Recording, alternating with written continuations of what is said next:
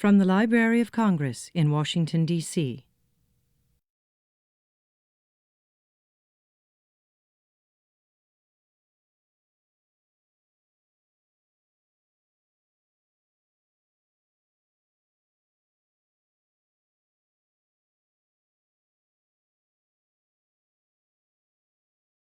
Good afternoon, everybody. My name is Terry Sierra. I am the Assistant Chief in the Serial and Government Publications Division, which is hosting this program today, and of which this reading room is part of, the newspaper and current periodicals reading room. I see a lot of faces that I don't really recognize, so I'm just going to take a second or two to tell you about collections that we have custody for in this division. In addition to the newspapers, which are all the newspapers that are in the Roman alphabet, with the exception of Greece, the Greek newspapers. I don't know how they snuck in, but they did. Must because the curator for newspapers has a Greek background. Maybe that's why. Anyway, we also have in custody for government documents, for a comic book collection, and the current periodicals, of course. And then we are the home of the National Digital Newspaper Program and its website, Chronicling America, which I hope all of you have been to. If you haven't, it is just fun to just cruise through and see what happened 100 years ago and how people expressed themselves and what they thought was important. So I recommend it highly. Anyway, today we're having an experiment. This is the first time ever that we have held a book event in this reading room, or I don't think reading rooms normally do. So I hope by the end of the day that we all have a good experience and we enjoy ourselves. So to conduct the experiment, we have a very special treat. We have Mr. Richard Rashke, and I hope I'm saying your name right. Anyway, who some of you who are library staff, you may have worked with him. He has worked with a number of our collections throughout the library. He is a published author, and his latest book, Useful Enemies, and I won't attempt to say the subtitle. I know I will mess it up. So, copies of it are being sold in the back from the sales shop if you don't happen to have one and you would like one. So, Mr. Rashke, I'm still saying it right, is a neighbor. He lives on Capitol Hill and frequents the library very often. He has a master's degree in journalism from American University. And let's see. And he has other interests besides writing that surprised me. One is he plays the saxophone and he writes music. So having said that, why don't you help me welcome Mr. Rashke to the podium?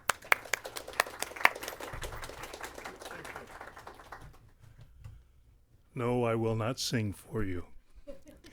Anyway, my real name is Rashke. It's Bohemian. And I'm Bohemian and Polish on my father's side and Slovenian on my mother's side. So I thought, and I'm not Jewish. I say that because at some point it will look like I am promoting and defending Jews. I'm promoting and defending human beings who happen to be Jewish. So I want to get that clear. Why did I write this book? It was a miracle. I got a phone call from a publisher in New York. Instead of me calling them, they called me and said, would you write this book? You wrote the book, Escape from Sobibor. This is the story of John Demjanjuk, who was accused of being a guard at Sobibor, a death camp in eastern Poland. You're the best guy to write this book. How could I say no? I was in the middle, actually halfway finished with a book about jazz. So go from jazz to Nazis is quite a leap.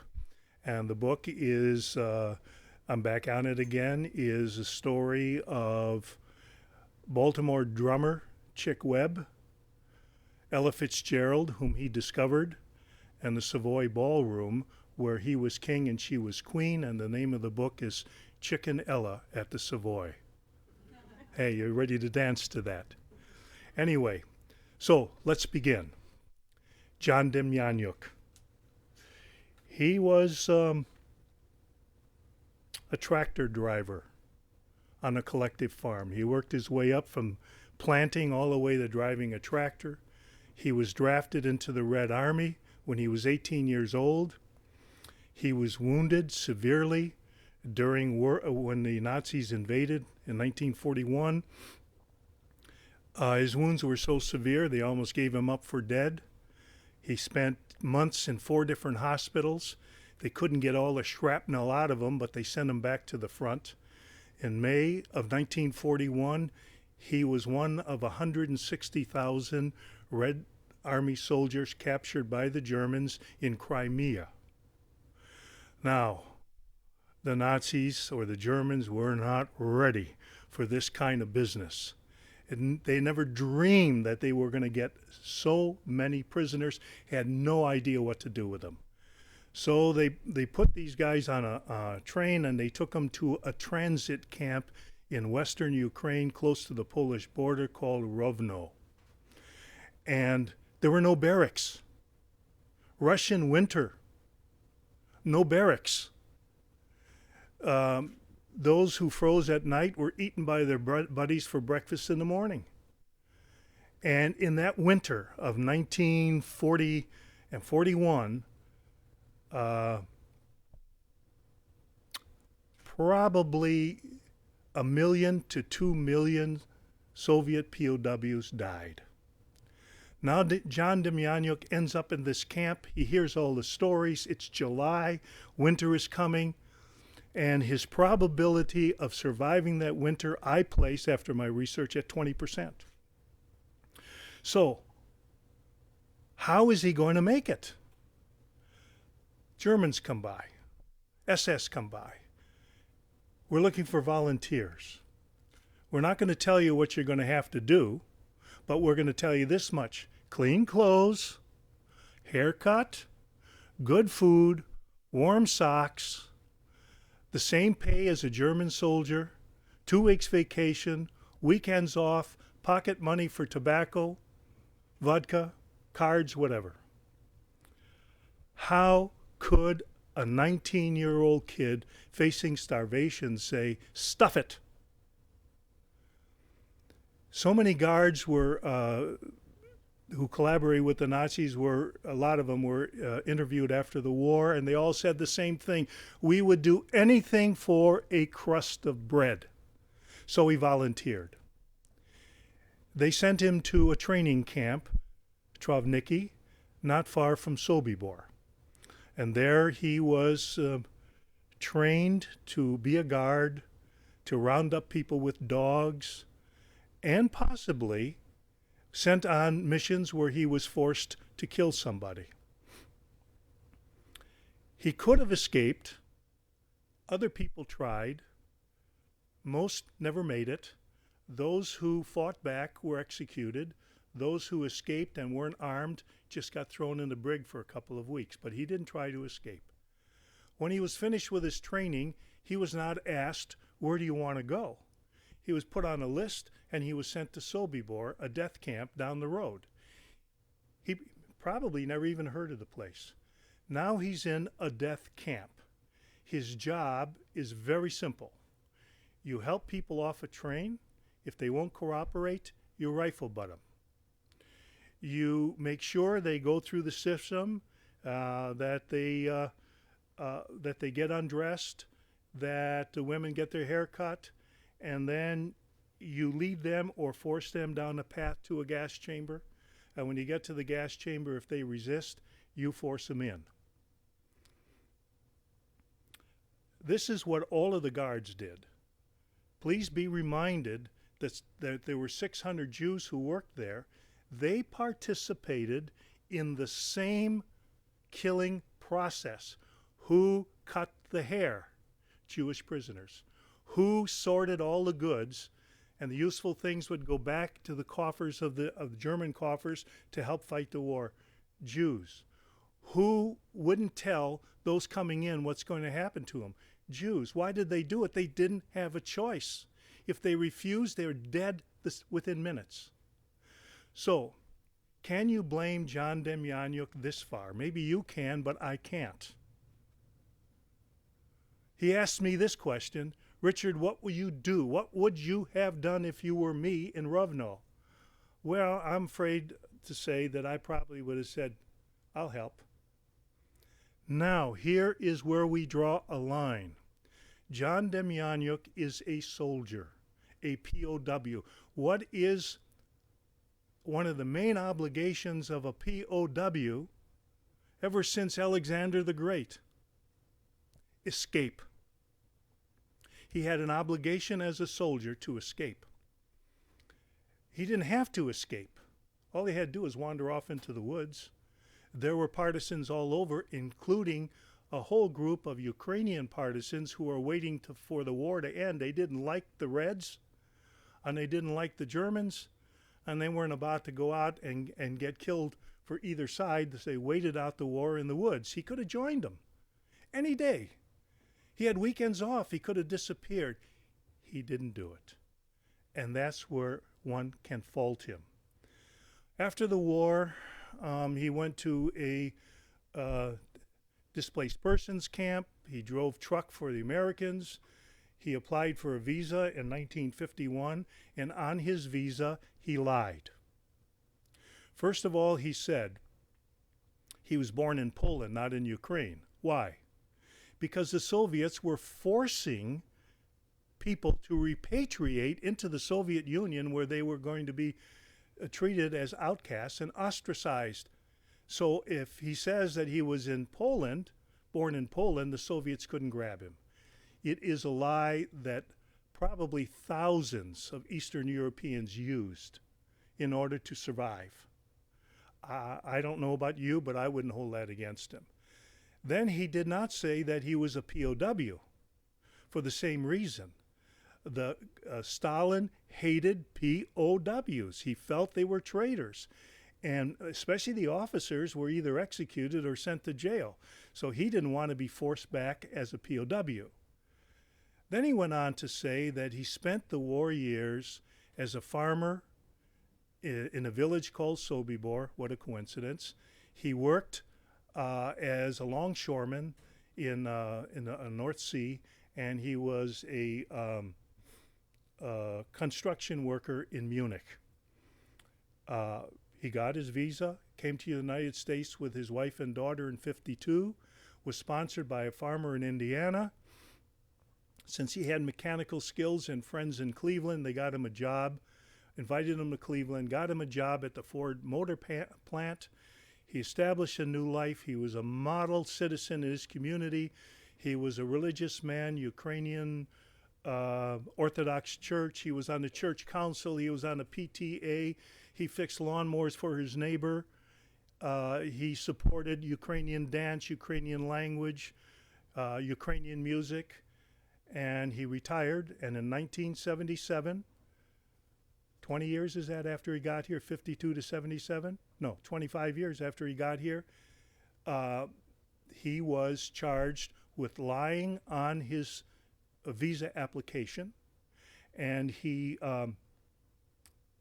was accused of being Ivan the Terrible of Treblinka, which he was not, and he was tried, and he was found guilty of lying. He lost his citizenship, and in 2011, he faced a jury and was convicted in Germany for being a guard at Sobibor. In so doing, he set a precedent, and the precedent was this. German law said that if you're accused of a war crime and nobody can prove that you pulled the trigger, you didn't commit a crime.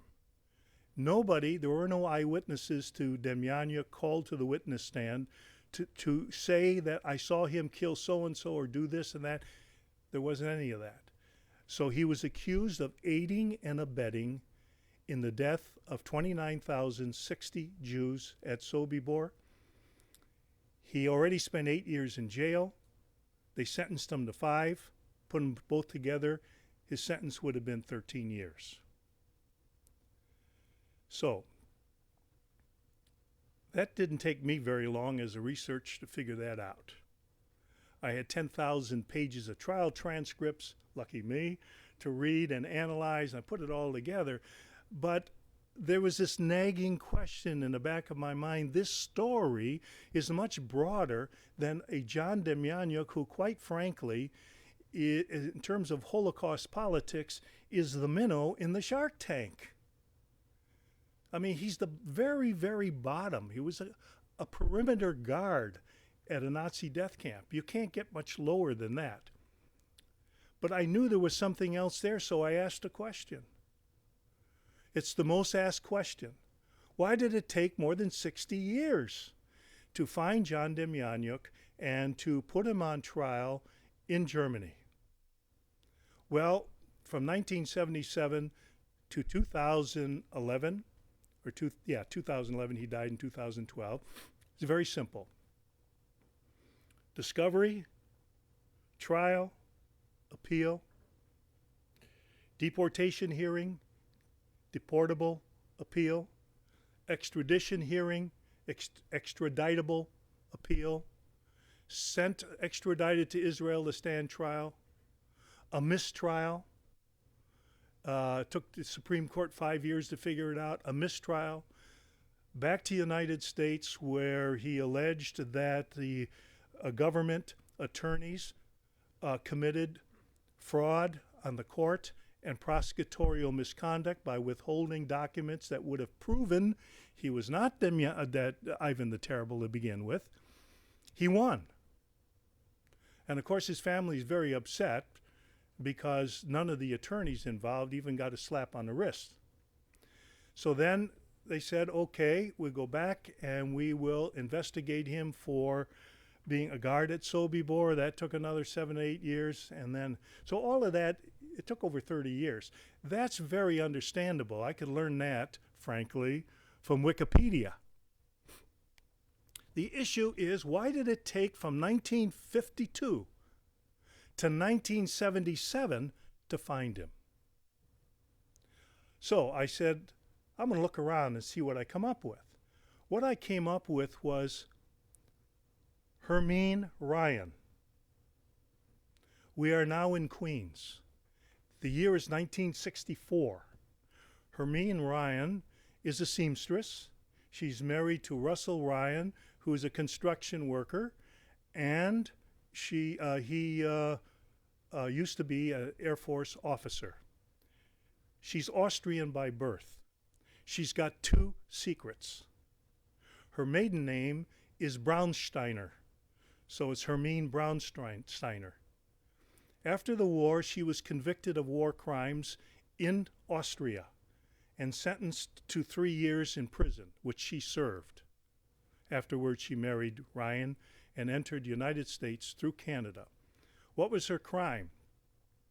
Well, she was a commandant of a small work camp for Jewish and Gypsy women, and she liked to beat them up. But because it was a work camp, she couldn't kill them. I mean, who's going to work? So she knew how to beat them up and so they could still go to work the next day. So that's the first secret. She should not have been allowed in the United States because she's a convicted criminal. Whether it's a war criminal or a bank robber makes no difference. But the dark secret was she was commandant of the Women and Children's Division of that hellhole in eastern Poland called Majdanek, where 1.5 million people died. It was a cosmopolitan camp. Most were Jewish. Next were Soviet POWs, a lot from Ukraine. This gentleman is Ukrainian and works for a Ukrainian newspaper. And there were gypsies, of course. And her call to fame was, her MO was, she stomped women and children to death. And when the Russians came through in July of 44, she and all the rest of the fled, and she got reassigned to this other camp. So one day, Simon Wiesenthal drops the story to the New York Times in 1964. Headlines: Queen's housewife is Nazi. And that got the attention of the INS. And the INS said, we're going to open a case, don't worry about it. So New York Times went about its business.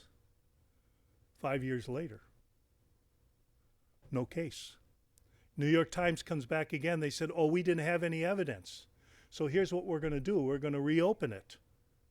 And we're going to assign a crack investigator by the name of Anthony DeVito, Catholic, Italian, and an excellent prosecutor, Vincent Ciano, Catholic, and really superb at his job. Both have World War II experience. Both were in intelligence work. Their boss in New York, since Braunsteiner is from New York, it was in the New York division, said, go to it. Anything you need, Vincent. You're a good prosecutor. Anything you need, we'll give you. Well, he was very excited. 2 weeks later, they put him in an office with DeVito, his only investigator, and literally you had to crawl over each other's desks to get out. They didn't give him a telephone. He had to use the payphone either in the lobby or across the street. His budget was so small, as both men testified before Congress, so I'm telling you, basically what they said under oath. Their budget was so small, they could barely treat the foreign press to coffee. Then DeVito very easily found a dozen Maidanic survivors. They called her Die Stute von Majdanek, means the mare from Majdanek, because of the hoofs and the stomping and the rest of that. And they were all willing to testify, and he had reports on each one. He had the name, phone number, address, history, and all of that. He put these reports into a drawer with a combination lock, came back the next day. Most of the reports were gone. Soon, the people whose reports were gone started to get threatening phone calls, harassment. The next thing that happened is that Ciano began to call embassies around the world, Warsaw, Israel, Jerusalem, Vienna, Berlin, or Bonn, looking for information and witnesses. All of a sudden, nobody would answer his phone calls. The next thing that happened was they found out that Braunsteiner had an arrest record, which would automatically eliminate her from the United States. They couldn't get a copy. They found a CIA agent that was friendly working in Vienna, and he got a report for him. Somebody leaked to the opposition that he had this report so they could prepare a defense. The next thing that happened is a wonderful package of documents came in from Poland. Remember, Majdanek is in Poland. And they were addressed to Ciano and sent to the Justice Department. These records were returned to the Polish embassy, not needed, returned to sender. Who's working for whom here? Well, in the end, 9 years after Wiesenthal introduced this case, gave the information to the New York Times, Braunsteiner was convicted of visa fraud and sent back to Germany, where she went on trial with other guards, women guards from Majdanek. She was accused of and found guilty of personally murdering 100 women, 102 children, and aiding and abetting in the death of 1,000. She got a life sentence. Now, why do I tell you this story? It's a symbol. I believe in symbols. It's a symbol of the resistance of the United States government to find these people, and when you find them, to do something about it. They fought every step of the way. And it's a symbol of how the system works, because take Simon Wiesenthal. I'm sure this crossed your mind when I brought it up. Why did he give the story to the New York Times? Well, there are two answers, possibly. One is he gave it to the INS and it didn't do anything, or he didn't even bother because he knew they wouldn't do anything.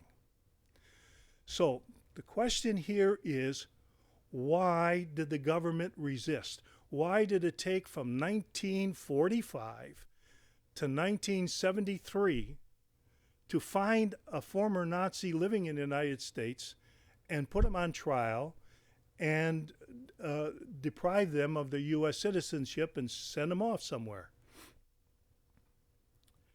Everything I told you is factual. Now comes my personal conclusion.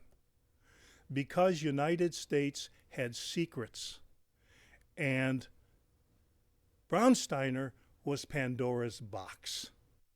You open it, and all of a sudden, this leads to that, that leads to that, and the secrets come out. A lot of secrets. Not nice. So I'm going to tell you two of them now.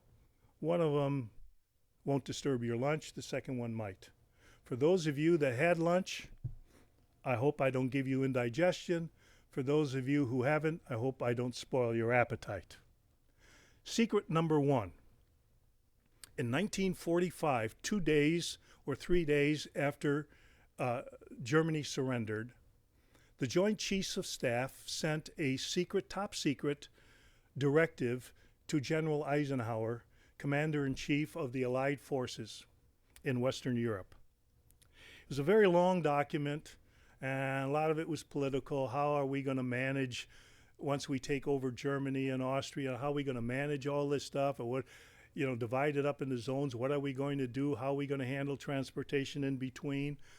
It outlined a denazification program to make sure that the Nazi Party wouldn't rise again politically and start another war. It listed all possible war crimes that the Nazis have perpetrated, and at the same time said go after them, take them to Nuremberg, hang them, throw them in jail, whatever it takes. However, 9 words, attacked way at the end of this document. However, there's an exception here. If they are of intelligence or military value, you don't have to turn them in. So here we have what I call a schizophrenic policy. On the one hand, get them. On the other hand, hire them. And it's the same people who did both. CIC, Counterintelligence Corps. They had the mandate to find them, investigate them, hand them over to Nuremberg, and they had the obligation to find the best ones and bring them to the military so they can be trained and hired. That policy, go for them, try them, convict them, unless they're useful enemies, was the policy of the United States and until the Soviet Union collapsed in 1991. There were variations of this, but policy never changed. And it was top secret until the mid-1980s. Nobody knew about this document. Okay, immediately after that, 2 things happened at that directive. The first thing that happened is the CIC, Counterintelligence Corps, developed a secret program called Operation Daisy. How secret was it? Well, it was a total secret till 3 weeks ago when I got the document declassified. That's how secret it was. And it says, I'm doing this not verbatim, but just kind of paraphrasing. It says its mission is to hire Germans to replace CIC field agents, to make the CIC agents control agents, and that these Germans should not be highly visible, famous SS officers and the like. But anything under that is okay. So you can hire SS people that the world has not heard about, Gestapo the world hasn't heard about, Abwehr, German intelligence, that world, any people, any of these criminals that the world doesn't know about, we can't be embarrassed, so don't worry about it, hire them and use them. They set up nets. Their main job early on was to make sure, was to spy on the country they were assigned to, including France, spying on France because of the Communist Party. We were interested in preventing communists from coming in and limiting the influence of the communists already in these countries. That soon expanded when the United States hired Reinhard Gehlen. By all standards, Nuremberg and United States standards, Gehlen was a major war criminal.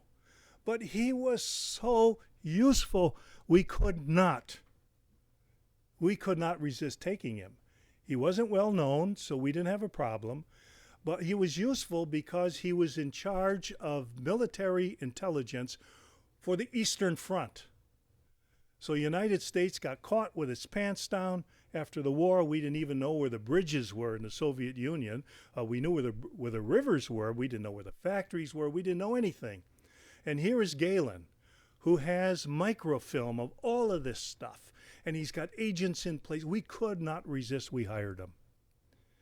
And he went on and he hired his top 100 of leaders in his organization called the Gehlen Org, were all Abwehr, Gestapo, SS, and the rest. Now, these guys then went out and set up teams in all Eastern Bloc countries that comprised the Iron Curtain at that time. And they, in turn, hired Eastern Europeans to serve as spies. And they insisted on people with experience. Well, which Eastern Europeans had experience? These were people, by and large, who collaborated with the Nazis in one way or another. They collaborated with the Nazis as members of the Ustasha in Croatia, the Iron Guard in Romania, Arrow Cross in Hungary, and to a certain extent, Ukrainian freedom fighters who once collaborated with the Nazis, then turned around and fought them when they found out that they were lied to. 4,000. That's a lot of potential Nazi collaborators. Now, I use the word collaborator, and I need for you to understand that so there's no confusion. I'm talking about somebody who is not a member of the Nazi Party and probably not German, who adopted the program of the Nazis. And in the case of so many Eastern Europeans, it was to help find, round up, and exterminate Jews, gypsies, and young communists. That's what I mean by Nazi collaborator. Okay, so that was secret number one. Our government didn't want us to know that we had hired so many Nazi war criminals. These are nasty people. These are the ones that threw babies in the air and shot them, dropped kids in wells and put grenades in, were ordered to and would shoot people in front of trenches a half hour at a time because they got tired. Then they were replaced and other people took their places. Not nice people. The second secret, which is very, very relevant today. In the early 1920s, United States military built 2 gas chambers. One gas chamber is down the street here in Anacostia. We're going down the freeway, take a right at Naval Research Lab, and there's a gas chamber there. It's a cement thing, a couple windows for observation, hermetically sealed door, and a pipe to allow gas to come in. We built a second one about 15 miles north of Baltimore, deep in the woods along the Chesapeake Bay, so it was hidden. Same model, same make. And what we did in those 2 gas chambers beginning in the 1920s all the way into 1950 was to treat young servicemen, mostly sailors, to mustard gas without telling them what was going to happen to them. They asked for volunteers. Hey, we're going to test some summer clothes, and we need volunteers, and we give you a 3-day pass. Oh, 3-day pass. I'm 17. Booze, women. So they got their volunteers. And once they got in there, they would pour the gas out of a pipe. I'll give you an example. This is as true as it can get because what I'm telling you comes directly from a victim who testified under oath in Congress and had medical reports to support this. His name was Nathan Schnurman. It's a tongue twister, so I'm just going to call him Nathan. He's 17 years old. He just finished his basic training, a little north of this Edgewood Arsenal, it's called, where the gas chamber was. A little north of that. He volunteered with 4 other guys. They put him on a bus. They drove him down the Edgewood back road so he couldn't tell where he was going or figure out how to alert anybody else where this place was. And he got to this spot, not a sound. It's wintertime. There's snow outside, no dogs barking, nothing. He goes inside. They give him rubber boots, summer wear, a heavy coat with a hood, summer wear, gloves, rubber gloves, summer wear, and a gas mask. And they lock him in the gas chamber, and they hermetically seal it from the outside. The regimen was 1 hour a day for 2 weeks. The way he describes it was the gas came out of the ceiling, he said. It was kind of orangey and blacky and oily, and it fell all over you, and you had nowhere to go, not even a place to sit. There were only 2 windows for observation. On the 6th day, Nathan got sick, and he asked, there was an intercom, he asked to be let out, and they said, we're not finished yet.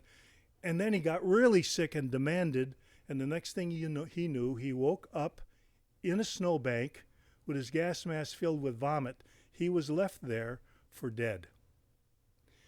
He managed to crawl back into the Quonset hut, and everybody was surprised to see him. Here's what they did. They didn't call an ambulance. They offered no medical assistance whatsoever, and they said, we're just going to put you under observation. Now, if you know anything about mustard gas, it's frequently mixed with lewisite. Lewisite has arsenic in it, and arsenic causes heart attacks. The next day, 60, 70-year-old Nathan got a heart attack. Furthermore, it's a blistering agent. It goes to all moist places, nostrils, eyes, ears, for men in particular, genital area where we sweat, folds in your skin, gets into your throat, it gets into your lungs. And he was in very, very bad shape. They put him on a bus. They drove him to a little train, and they sent him back to his base. He had pneumonia, laryngitis, he couldn't talk. He had blisters all over his body and blood in his stool.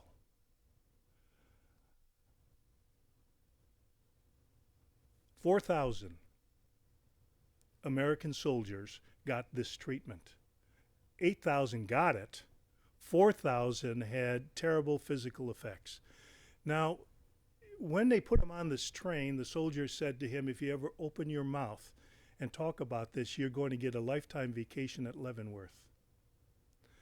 And others who went through this treatment testified that they went through this, with the blisters and everything else, but guess what happened? Their best friend was in the experiment. They never saw their best friend again, which is kind of circumstantial evidence that people died during this thing. How many? We will never know. Why? Because we're not Nazis. We don't keep records of how many people we kill.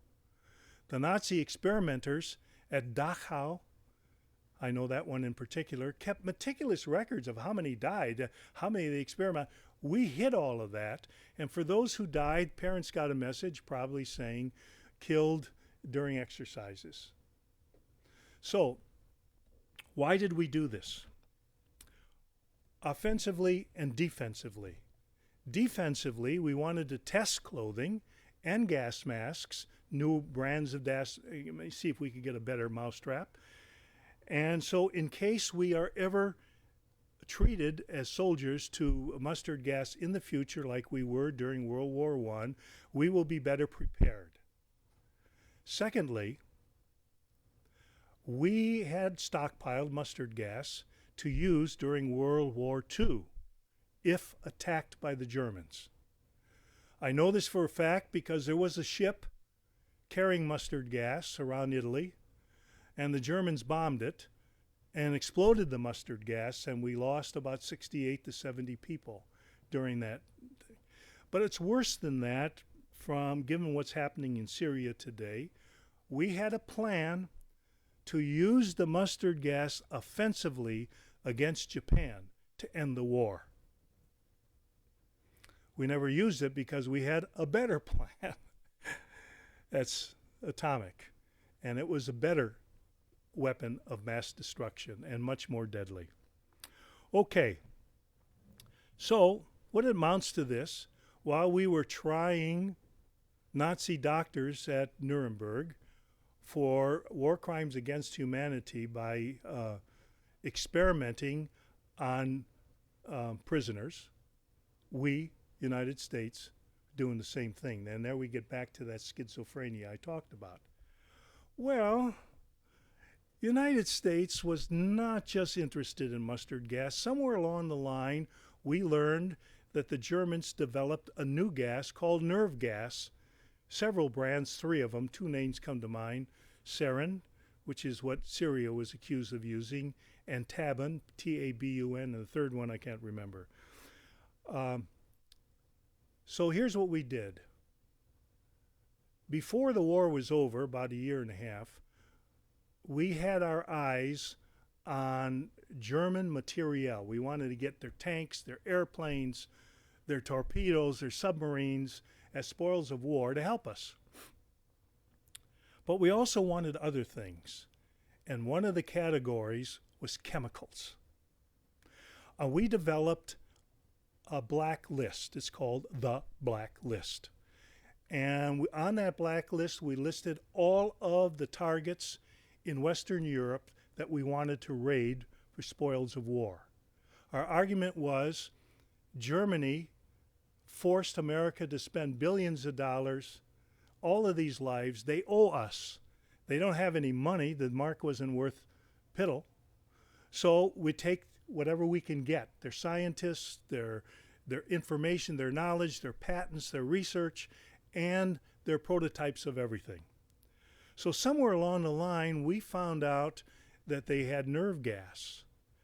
And through our interviewing, we learned who they were. Who were the scientists that developed it? And we put them on our blacklist. I found it. And here it is. This is the second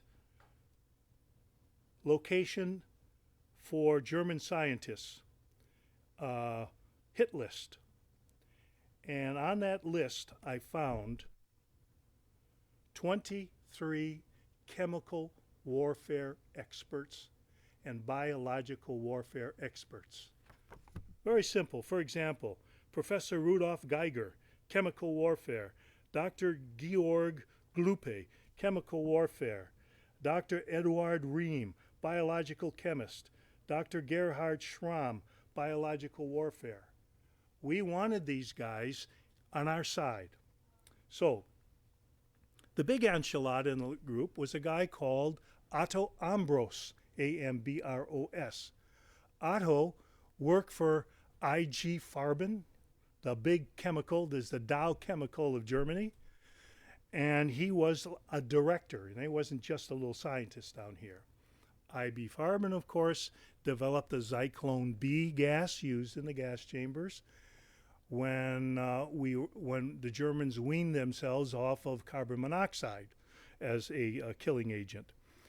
He also conducted and designed the experiments, nerve gas experiments on Auschwitz prisoners, the protocol. He also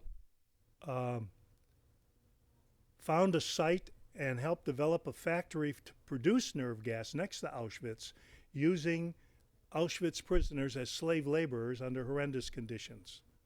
He was not a nice man, and Nuremberg got him on the list of suspects before the CIC could grab him. And once he was on the list, it was too late. So he was tried, and he was found guilty of using slaves or slavery and of mass murder. Hate to tell you this, he got 8 years. Now, take John Demjanjuk, a guard sitting in a turret somewhere. He gets 13. So it's just a little contrast here. So what happened next? Well, we found 10 tons of nerve gas, and we brought it to the United States, and we brought it to Edgewood Arsenal, where the mustard gas experiments began. I'm around 1950 now. We didn't know the first thing about it. So what did we do? We found a half a dozen chemists and biological and chemical warfare experts in Germany and brought them here to Edgewood Arsenal. I got this from, and I want to give credit to her, from an investigative reporter who wrote a book, Secret Agenda, in the mid-1980s, and her name is Linda Hunt. She actually names these guys. I never checked them out. But they still weren't happy with these guys. They switched from mustard gas to nerve gas, and they hit at least 8,000 Americans, soldiers, with that. Terrible stuff. And so they went after Ambrose, but he's in jail. What do? It's very simple. The commander of the American commander-in-chief of administering Germany, John McCloy, simply called an amnesty for between 75 and 80 Nazi war criminals already convicted. And he sprung Ambrose. Now, I find it very, very fascinating that we began experiments on mustard gas around 1951 at Edgewood down the street here. In 1951, we sprung him from jail. Well, what happened after we sprung him from jail? Well, you know what happened. We hired him. And so did Grace Chemical Company. And so did Dow hire him. Now, we wanted to bring him to the United States and hire him full time. But the State Department got nervous. He's convicted. The world knows it. There's no way we could possibly arrange this. So he served as a consultant in Germany. We brought him here 3 or 4 times to check on. He designed the protocols for the experiments on our own people. And never surfaced until recently that he was involved in this. But what's really suspicious here is, I haven't completed this yet because I only got the list of those who had received commuted sentences recently. I only got the list. I couldn't go through it all. But I can tell you this much. There were any number of people on that list who were freed from jail and were immediately hired by us. So, cynic that I am, I asked myself, wasn't this amnesty program just a cover-up to get a whole list of people who are doctors, medical experimenters, chemists, and good spies, and to free them so we could hire them? And to do that, we had to free other people so it wouldn't look suspicious. I'll give you one example. His name is Franz Six, S-I-X, Dr. Franz Six. Six was a professor, and during the war he joined the SS, he became a general, and he He ran an Einsatzgruppe. I'm getting the sign back there. He ran an Einsatzgruppe in Soviet Union, and at his trial at Nuremberg, one of the attorneys described him as the worst swine in the lot, and they gave him life. Well, we commuted him, and immediately he was picked up by that Galen organization called the Org to work for them. So this is what all of this was going on. And I need to now go to my notes so I can be accurate here. And then we can, let's see if I can find it. Let's see. I'm trying to look for some numbers here and I can't quite find them. Anyway, we experimented until the 1990s using over 200 different kinds of chemicals. Both the GAO and VA investigated this, and both of them came to the same conclusion. We experimented on several 100,000 Americans, beginning with mustard gas and ending up with ingesting plutonium on orphans and prisoners and poor pregnant mothers and so forth. Don't want this to be a sob story, but that's exactly what happened. And of course, Nazi doctors were caught and they were convicted and they served jail time. Not a single American doctor involved in the criminal experimentation on unwitting Americans ever was punished for anything. Now that is a secret we didn't want out. And that was not fully brought to light until about 1991. So, what's my conclusion here? This is a sad chapter in our history. During the course of this period, we as a nation, perhaps we didn't realize it, or those who we voted in office did it, or those not voted in office, we broke immigration law, we broke privacy laws, we committed murder, and we did massive obstruction of Holocaust justice. So I leave you to your indigestion. Any questions? Yes, sir.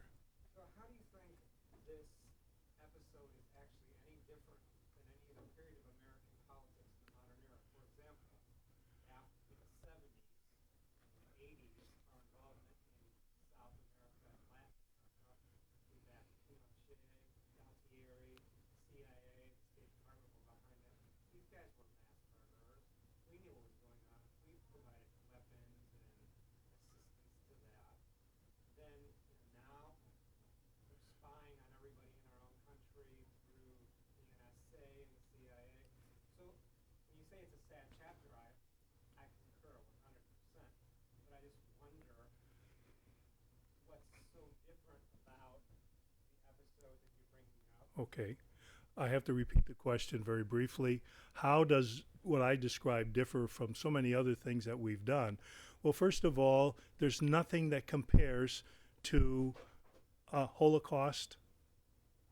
And I define Holocaust in a broad sense. Don't forget, 6 million Jews died, yes, but probably 10 million Soviets. 30 million people died as a result of Hitler's war, some of my own ancestors.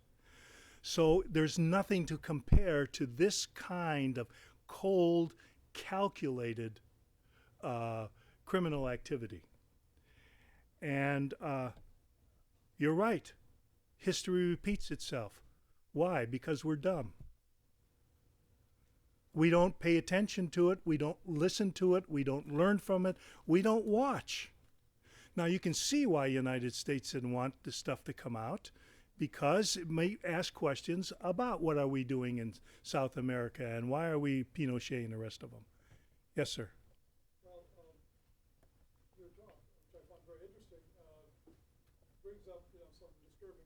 facilities. We know that, in fact, in the last decade of the Soviet Union, there was very large immigration from the Soviet Union to the United States, and afterwards also from the former Soviet states. Now, I remember speaking to at least one person who told me that in the 40s he had been involved in some of the Stalinist police actions. Now, he had been a lawyer, and I'm sure he was quite innocent. He admitted this at time. But it occurs to me that there could have been all sorts of people immigrating to the United States who have been involved in human rights violations, in war crimes on the part of the Soviet Union, in all sorts of atrocities committed in the late 40s. Yes. Do we have any knowledge of whether there was any policy to screen these people out? Absolutely. Absolutely. Question is whether Nazi collaborators were among the immigrants who came to the United States. Absolutely. In fact, there's a program that was run conjointly by the CIA and by the military to recruit these people and to have them brought into the United States through their support groups. Like if you would have a Lithuanian consul in the United States, and we would pay them to help us find the kind of criminals that we wanted and needed to join our programs. Furthermore, the immigration law, the new immigration law that covered displaced persons from 1948 to 1952, made it so simple for Eastern European Nazi collaborators to come in. I'm sorry, I think you misunderstood my Oh. question. I'm talking about Soviet collaborators with the Soviet government, with the Stalinist government. Those people who, we know that there were human rights abuses in the Soviet Union. Yes. Right up to 1990. People who were involved in those kinds of abuses, KGB people, army people, people who had committed Soviet atrocities in World War II by the Red Army. What guarantee do we have that some of those people? We have no guarantee. I'll tell you why. It's very simple. You have to fill out a visa application, all right? And so you say, I was born here and I was married here, and during the war, I was digging ditches in Siberia. Well, all of the records are in the Soviet Union. So visa examiners cannot find these records, and they can't expect people to show a marriage certificate, a baptismal certificate. You have to take their word for it. If they have a good yarn, can come up with a plausible story, they're in. Now, there are writers before me have said there are 1,000 to 10,000 former Nazi and Nazi collaborators in the United States. Well, as soon as you hear that, your reaction is the same as mine. They're guessing. Well, I'm not guessing. I made a close head count, the closest one I could come up with, and I came up with between 3,000 and 5,000 former Nazi and Nazi collaborators were in America. Some of them were brought here, majority were brought here through Operation Paperclip. They were scientists, etc. And they were also brought here by the State Department as propagandists and consultants. Some were brought by the CIA that had a 100 rule passed by Congress that said you can bring in 100 people a year, no time limit, irrespective of their background. Even if they wouldn't qualify, you can bring them in. So we had that going on. And it was just so easy for them to get in. Now I have to add something to this. At the same time, while we opened this door for people to come right in, favoring Eastern Europeans, farmers, and Volksdeutsche, who were, for the most part, Nazi-oriented, we were eliminating Jews. We made it very, very difficult for Jews to get into the United States as the victims of the Holocaust, and we made it very easy for the perpetrators to get in. And one of the ways we use is very simple mathematics.